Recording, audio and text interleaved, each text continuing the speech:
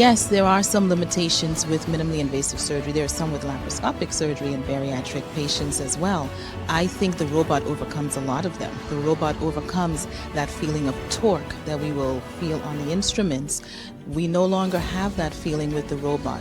The robot allows us to have more visualization because of the magnification.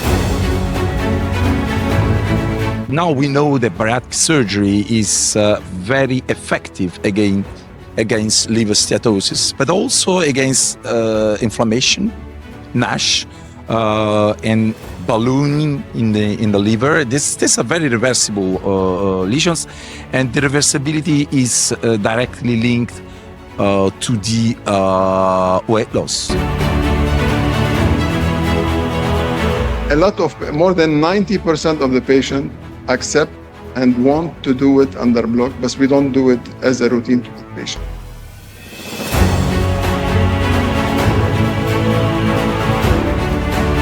And I think that at the very beginning, the first step in OAGB should be, but before doing an OAGB, to assess if there is an acid reflux, because probably we will have a bile reflux, and adding the two is very dangerous.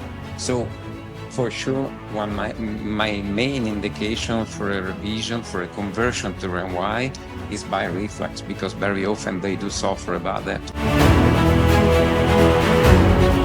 Very exciting time. So the NXT Overstitch new suturing system basically is the newer version of the older generation of the XX, which basically means that you can use the suturing system on any gastroscope, so you don't need a double channel scope anymore. Additionally, with the NXT system, now you actually can fully retroflex the scope, which means this allows you to sew in different areas, such as in the fundus, and this is also a new feature compared to the XX.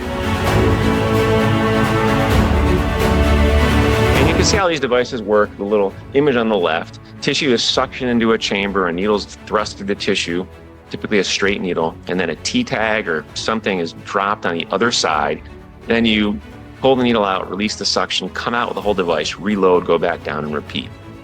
On the cover of that little journal on the bottom left was my mentor, David Carlock, who was one of the first in the country to get this device, and that's where I started working on it back in training. However, there's one other note here.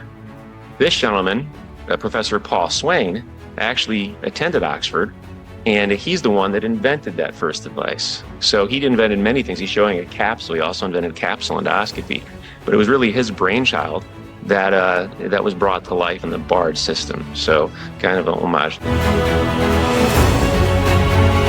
The promise of AI is, can we not only analyze something, but also get it to us right then and there so we can do something with it right then and there? This type of extra level of imaging with the analysis on top of it could give us guide platforms on where to stay in green zones, where to stay in red zones. But interestingly, off of the active people.